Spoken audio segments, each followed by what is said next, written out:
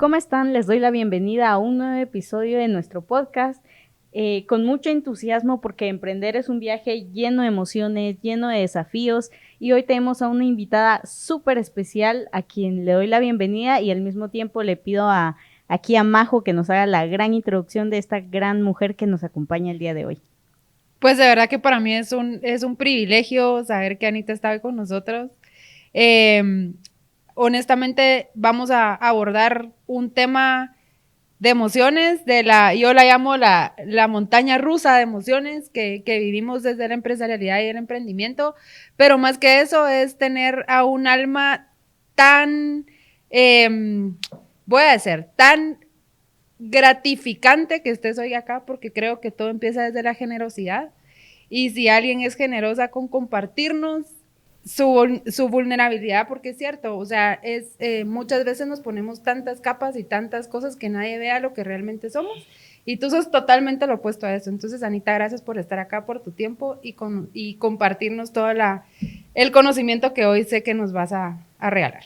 Gracias a ustedes por la invitación y yo feliz de compartir, que es algo que me encanta y creo que todos los emprendedores tenemos ese espíritu de darnos a nuestro proyecto y darnos a nuestros clientes, de darnos al compartir. Así que gracias por invitarme y encantada de compartir este podcast con ustedes. Gracias. Nos ven de morado. A ver. Cabal, nos ven de morado porque aquí no solo vamos a hablar de un tema de emociones, de experiencia, de historias, sino que vamos a hablar del libro Divórciate de tu ego, un libro escrito por Anita Aldana, y pues vamos a ir viendo ahí un poco de la historia, un poco de cómo fue emprender este viaje, porque al final ser escritor o crear un proyecto por nosotros, jugarnos nosotros y en este caso la vulnerabilidad que menciona Majo es casi que abrirte al público y decir, esta soy yo, ¿verdad? ¿Cómo fue el tema de escribir tu libro, el tema de buscar qué tipo de enfoque le ibas a dar también? Bueno, realmente creo que parte de esas conversaciones que tenemos en el día a día, en mi caso con mis lectoras, ¿verdad? Que puedo llamar a Majo una de ellas, que en mi caso son pues mis clientas, yo las llamo mis lectoras, siempre te dan un feedback, ¿verdad? Lo que le llaman el feedback, una retroalimentación de decir, ay, Anita, tu historia resuena, o escuchar que tú viviste esto me aporta.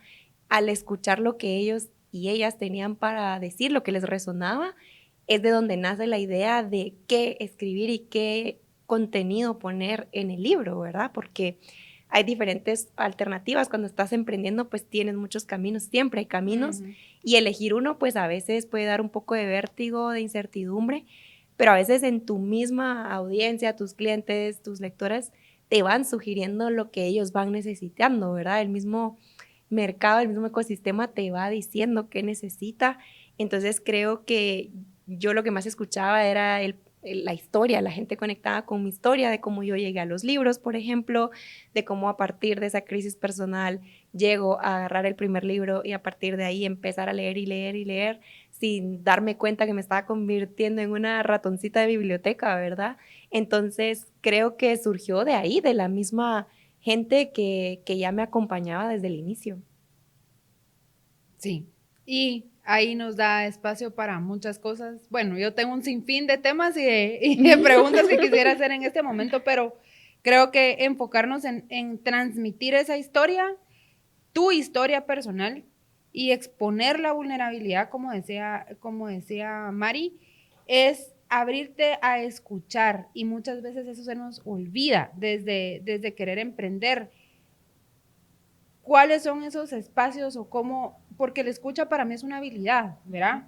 ¿Cómo se va adquiriendo a través del tiempo y más que en el tiempo, con lo todo express que queremos vivir en el día a día ahora, ¿verdad? Y detenerte a escuchar, ¿qué nos contás por ahí? Bueno, yo creo que el mayor aliado es el silencio, ¿verdad? De hecho, hay un libro, pues van a salir libros en este Sí, van a brotar los libros. Hay un libro que se llama Pausa, no eres una lista de tareas pendientes. Y me recuerdo que en ese libro aprendí el poder de las pausas, que ahí también va el silencio, ¿verdad? Y la pausa, incluso cuando estás hablando, hacer esa pausa cuando estás hablando te da un momento para conectar lo que está pasando en tu cabeza a lo que quieres decir en ese momento. O, por ejemplo, cuando estás también transmitiendo conocimiento, necesitas generar pausas para que la otra persona pueda procesar todo lo que tú le estás dando. Y si lo llevamos como al mundo interior, ¿verdad? El tema de emociones, también nosotras y nosotros necesitamos espacios de silencio, de pausas intencionales, como le llamaríamos ahora, donde lo que queremos es apagar el ruido, ¿verdad? El opuesto al silencio es el ruido. Y a veces hay ruido de mucha gente que nos está diciendo qué es lo que deberíamos de hacer. Muchas cuentas, los emprendedores empezamos a seguir a muchos líderes, a muchos gurús en redes sociales, el del marketing, el que nos dice cómo vender, el que nos dice cómo llevar las finanzas. Empezamos a seguir a un montón de gente y nos quedamos en la parálisis por análisis, ¿verdad? Tenemos tanta información que no sabemos qué hacer y nos quedamos en el efecto contrario de quedarnos sentados sin tomar ninguna decisión, ¿verdad? Y en el mundo del desarrollo personal se habla mucho de la famosa intuición o esta frase trillada de las respuestas están dentro de ti, pero es cierto, ¿verdad? Yo también trabajo como coach acompañando a muchos emprendedores y cuando estás en el proceso de hacerles preguntas, el coach lo que hace, la figura del coach es hacer preguntas para acompañar a la persona a que esa persona encuentre sus respuestas. Es decir, el coach no le dice, tienes que publicar esto en Instagram a tal hora, ¿verdad? No, el coach le invita y le ayuda a la persona a que haga ese diálogo interior, esa pausa intencional de ir a ver adentro qué respuestas tiene. Y al menos yo en todos los procesos que he acompañado veo que las respuestas sí están allí, porque cuando termina la sesión es como, ya sé lo que tengo que hacer, esto es lo que quiero, este es el plan que quiero seguir, este es el proyecto que quiero perseguir, este es el producto que quiero lanzar y nadie les dijo nada. Ellos han sacado esa misma respuesta. Por supuesto que necesitas documentarte, estudiar, inspirarte. Siempre hay referentes, el entorno, eso por supuesto que sí, pero siempre hay un momento donde tienes que volver a ti, ¿verdad? Volver a la raíz y decir, bueno, yo qué quiero, yo qué me resuena, yo con qué conecto, porque en la medida que tú conectas emocionalmente también con tu emprendimiento, con tu proyecto, porque se vuelve como un hijo literalmente, en esa medida también vas a poder levantarte los días que todo está saliendo mal, trabajar cuando todavía no es momento de ver los frutos, ¿verdad? Porque alguien decía, la semilla que planto hoy, sé que mañana, en 24 horas no recojo el fruto, va a venir mañana, ¿verdad? Entonces, esa capacidad de espera tiene que venir de la confianza y esa confianza viene también de que tú tengas un vínculo emocional de creer en tu proyecto y tener esa capacidad de esperar a que despegue, ¿verdad? Yo creo que respondí más de tu pregunta. No, pero genial porque me hizo, me hizo recordar en el episodio anterior que platicábamos con Luis Pedro, en el que él nos decía el tema de la rutina, y ahorita me recordé que en tu libro hablas de eso, que la rutina sirve sobre todo para cuando los días no son los precisamente mejores días. Bueno, definitivamente la rutina para mí es el pan de cada día, siempre digo y lo cuento en el libro, tengo un poco trastorno obsesivo compulsivo con la planificación, pero bueno, yo vengo del mundo corporativo, pasé ahí 15 años hasta que di pues el salto a volverme empresaria, como Majo me explicaba, no hay emprendedores empresarios, hay niveles de empresarialidad, así que desde que decidí volverme empresaria, sí he tenido que tener una rutina, ¿no? Porque si no es un poco caos, al menos yo lo veo así, yo sigo teniendo un horario, todos como que nos enamoramos de esa versión idílica del emprendimiento, de ya no vas a tener jefe, nadie te va a decir dónde estar, ni vas a tener horario. Yo sí tengo horario, sí respeto como los acuerdos que tengo conmigo misma como jefa, ¿no? Y trato de estructurarme lo más posible, de tener compromisos, de tener un horario, de agendar todo, porque ese orden nos da paz. Cuando no hay orden, nos da ansiedad, ¿verdad? Porque es como, no sé a dónde voy, no sé qué tengo que hacer, no tengo claridad en cuáles son los siguientes pasos. Cuando todo, por ejemplo, lo tenemos todo en la cabeza, es como, yo sí sé lo que voy a hacer, pero todo está aquí, ¿verdad? Nunca lo sacamos al papel, pues insomnio, ansiedad, porque todo está aquí robándote espacio mental. Entonces, si logramos, esa expresión sé que no es muy bonita, pero si logramos escupirlo al papel, literalmente escupir al papel todo lo que estamos pensando, todas las ideas que tenemos, todo lo que tenemos que hacer, es darnos un regalo de paz mental, porque ya dejas todo eso, literalmente es como que sacaras eso de tu cabeza, lo dejas en el papel y tu cabeza gana espacio mental. ¿Y qué pasa cuando ganas espacio mental? Pues salen ideas pues de productos nuevos, de colaboraciones, soluciones. De hecho, incluir en tu rutina la parte del ejercicio, aunque sea 10 minutos, justo ayer me pasó. Haciendo ejercicio, se me vinieron 3 ideas que ya terminé de ejercicio, las apunté y justo me recibo un audio de otra compañera que me está colaborando ahorita y me dice, Anita, estoy haciendo ejercicio, pero se me vino esta idea. Y entonces me confirmé que el poder también de movernos, de distraernos, porque también caemos mucho en trabajar todo el tiempo porque creemos que así vamos a llegar más rápido a los resultados, trabajar, y hay días que tu cerebro no da, estás realmente saturado, o no has descansado, o no has comido bien, o estás muy estresado, estás muy ansioso, necesitas parar para poder continuar. Entonces, volviendo a esa recomendación del libro anterior, el de la pausa, en las pausas es donde nace la creatividad, es donde nacen las grandes ideas, ¿verdad? Ahí los grandes genios de la historia lo pueden confirmar, ¿verdad? Se han venido durante sueños y en la mañana la gente se levanta con una idea porque está descansada. Entonces creo que recordar eso y cuidar de nuestra rutina nos puede ayudar a conseguir los resultados que queremos conseguir con nuestros negocios, ¿verdad? Al final también estamos trabajando, o sea, hay una parte altruista de que nos gusta dar, pero evidentemente, como siempre digo, pues no es para vivir abajo del puente, ¿verdad? Queremos vivir bien, ¿no? Queremos vivir bien también, valorar todo lo que hacemos y valorar nuestro trabajo, nuestro tiempo, nuestra energía, como lo merece. Totalmente. Y Anita, yo tengo una consulta. Digamos, dentro de tu libro hablas también del tema de los cambios y las crisis que has tenido, pues se han vuelto tus maestros, ¿verdad? Y yo creo que algo importante que mencionas también es el tema de la autenticidad, de darnos permiso de ser nosotros, de reflexionar, porque al momento en el que nosotros justamente hacemos esas pausas, muchas veces esas pausas son de decir, tengo que enfocarme hacia dónde realmente quiero ir. Y cómo es que ha sido este tema de que tú pues puedes llevar tu camino y de repente pasa algo inesperado. No les voy a dar tantos spoilers, pero habla del primer y segundo nacimiento que tuviste y cómo han sido estas crisis tus compañeras y tus aliadas más que tus enemigas.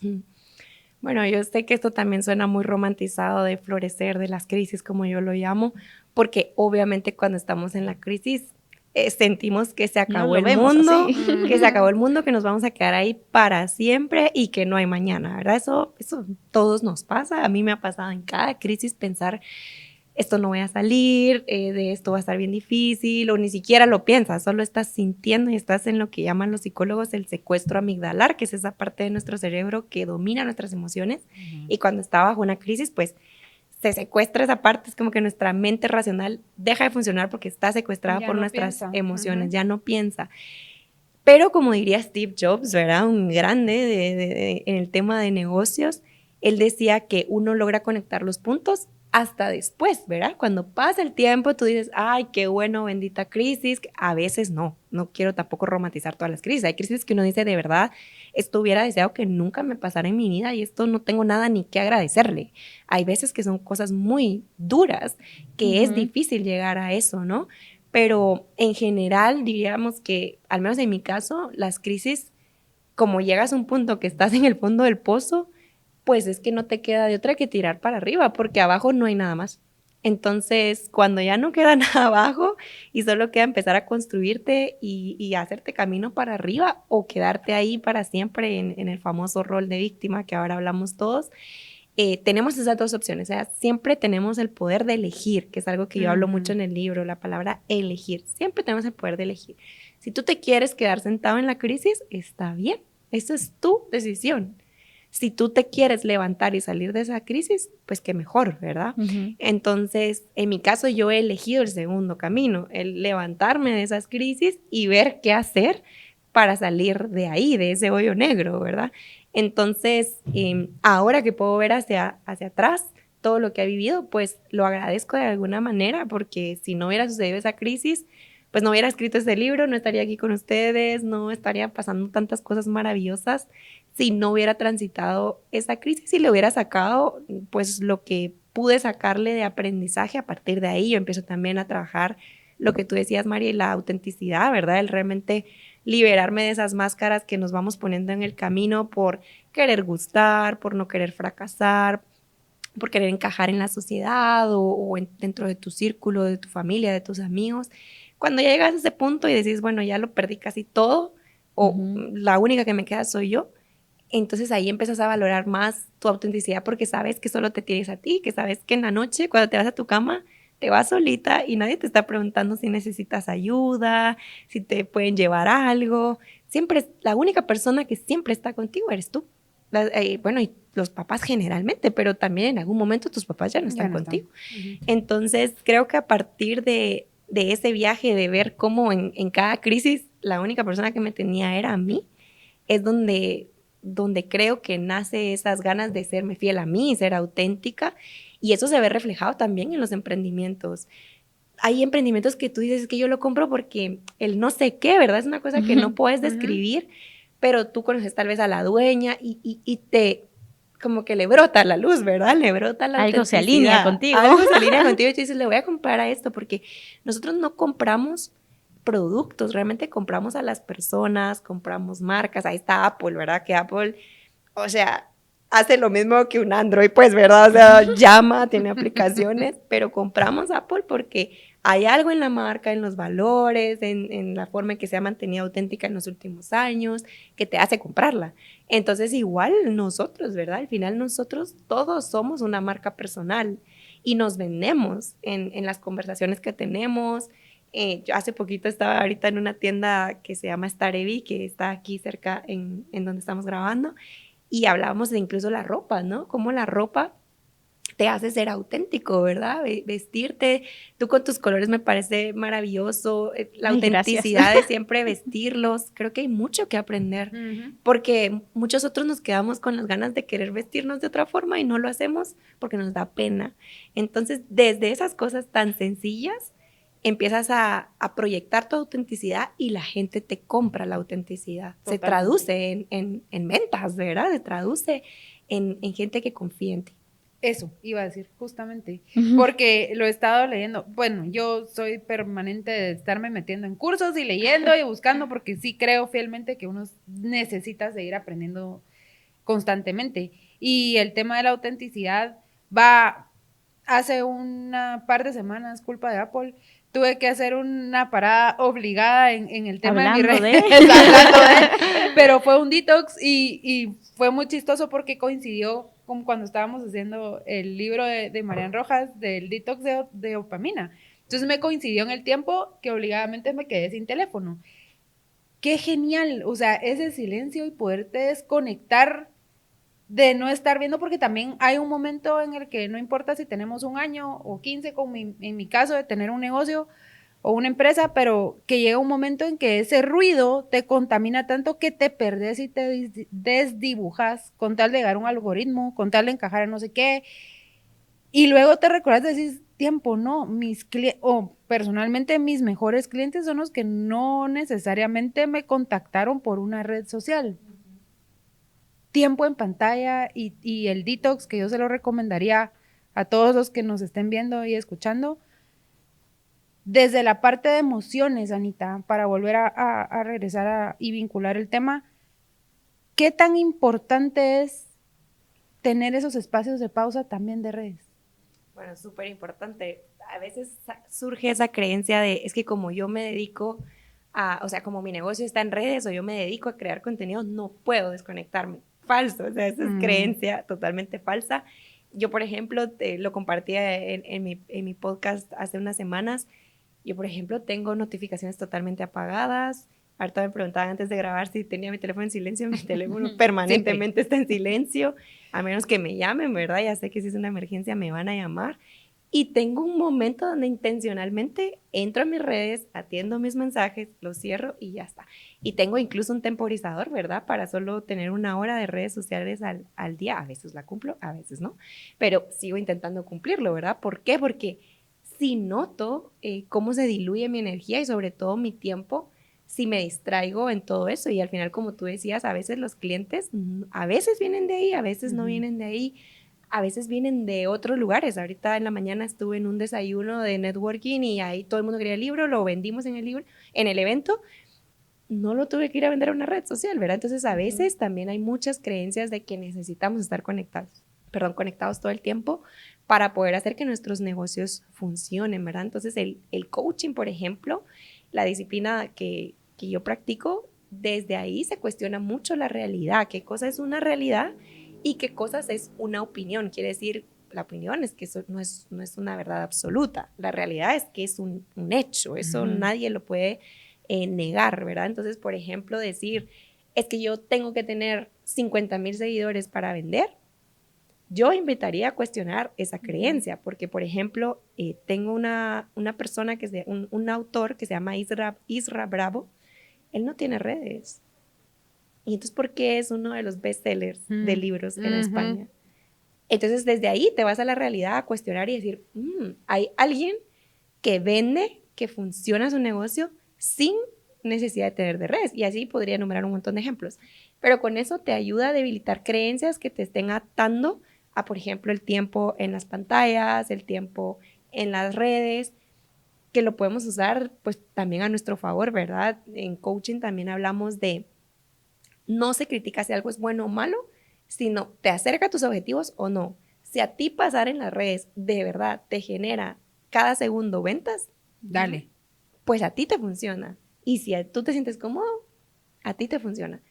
Pero si tú ves que le estás invirtiendo un montón de tiempo y no te está funcionando, pues podríamos decir que no te está funcionando. Tal vez no ese es el camino. Tal vez no ese es el camino, o hay que recalibrar la estrategia o pensar qué vamos a hacer. Pero es esa toma de conciencia constante a la que se invita en el coaching y que ayuda, que aporta a gestionar nuestras emociones, a gestionar esa nubosidad en la que a veces nos sentimos los emprendedores de no saber qué hacer. Y como tú decías, Majo, a veces nos desdibujamos, ¿sí? Porque hay tanto ruido. Uno te dice que tenés que postear 3 veces al día, el otro te dice que no, que solo una, el otro te dice que no historias, el otro que sí. Hay tanto ruido que sí necesitas parar, desconectar y pensar qué es lo que a ti te resuena, qué es lo que a ti te ha sentido, cuáles son los hechos, qué ejemplo, analizarlo, ¿verdad? Una mente mucho más analítica, con estrategia y no muy impulsiva, porque los emprendedores somos un poco, pues así como impulsivos de esto voy a probar, si no funciona esto, pruebo lo otro, y no nos apegamos, lo que hablamos antes de la rutina, no nos apegamos a nuestro plan. Si invertimos un tiempo en nuestro plan y luego seguimos esa receta, te va a salir, es como hacer galletas, o sea, si ahí está la receta, te va a salir la receta, pero si tú empezás a jugar en la repostería, yo no soy repostera, pero he escuchado que no te puede salir de la guía, porque si no, acaba siendo otra cosa, ¿verdad? Entonces, creo que el manejar nuestras emociones, el tema de pantallas y todo, es más bien regresar a nosotros, cuál es nuestro plan, en qué confiamos, en qué creemos, y tratar de llevar a cabo ese plan. Obviamente hay que ser flexibles y luego pasan cosas que te toca adaptarte. Pero es parte de... En ese sentido, Anita, hay una palabra o una pregunta más bien súper poderosa, que es el para qué. O sea, se lo hablé a Cristi, que nos ayuda a coordinarnos. Luego, es cierto, el para qué y es parte del plan. Totalmente. El para qué es también una pregunta, pareciera que este episodio es de coaching, ¿verdad? Bueno, pero sí. Pues surge. Aquí estamos haciendo coaching grupal con todos los que nos están viendo y escuchando. El para qué te ayuda a conectar con lo que es realmente importante para ti. Ojo que es el para qué y no el por qué, porque el por qué generalmente justifica, es como que te diga, Majo, ¿por qué te vestiste de negro? Es como que tú sientes así como, y Anita, ¿por qué le tengo que rendir cuentas de cómo me vestí? ¿Qué le importa, verdad? El por qué como que tiende a generar malestar, porque es como que tienes que justificarte, pero el para qué es como, pues para salir mejor en la pantalla, para XX. Entonces, con nuestros objetivos o con nuestros emprendimientos, cuestionarnos también el para qué estoy haciendo esto, o sea, para qué estoy publicando, para qué estoy vendiendo esto, para qué te lleva a lo más profundo de tu emprendimiento o de tu empresa o de ti misma, ¿no? De para qué ¿para qué yo escribí un libro, verdad? O sea, yo realmente para posicionar mi marca personal, para acompañar a otras personas desde mi historia, para conocerme en faceta escritora, y me surge como más motivaciones que nos ayudan a levantarnos cada día. El famoso Ikigai, ¿verdad? El propósito no es como una gran pregunta ahí que uno tiene que matarse toda la vida buscando cuál es el propósito. Es el para qué. El para qué estás haciendo algo empieza a veces para sanarme. Por ejemplo, escribí para sanarme, escribí para contar mi historia a más personas, para empoderar a más mujeres, para motivar a la gente a que sea más auténtico, para perseguir sueños con determinación. O sea, eso me ayuda a levantarme cada día y decir, estoy escribiendo este libro porque sé que lo estoy haciendo para todo esto. Entonces, creo que encontrar el para qué de nuestro proyecto nos puede ayudar para esos días en que las cosas no van a salir bien, que eso pasa siempre, esos días que no van a salir bien, que no hay motivación.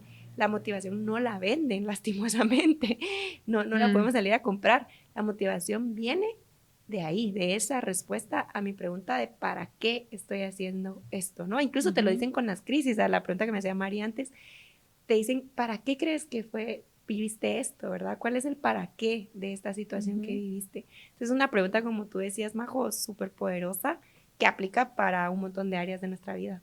Anita, 100% resuena lo que mencionaste. Yo creo que qué importante es el desconectar para conectarnos, ¿verdad? Y conectarnos con nosotros mismos y con las demás personas. Y al final creo yo que es muy reconfortante saber que entre todos, y lo hablábamos con Luis Pedro en el episodio anterior, que al final todos tenemos inseguridades, todos tenemos nuestros propios dones, nuestras propias habilidades, y creo yo que saber conectar, eso va a ser lo más importante, porque eso va a crear también confianza, y eso pues también va a generar en nuestros negocios que sean sostenibles, ¿verdad?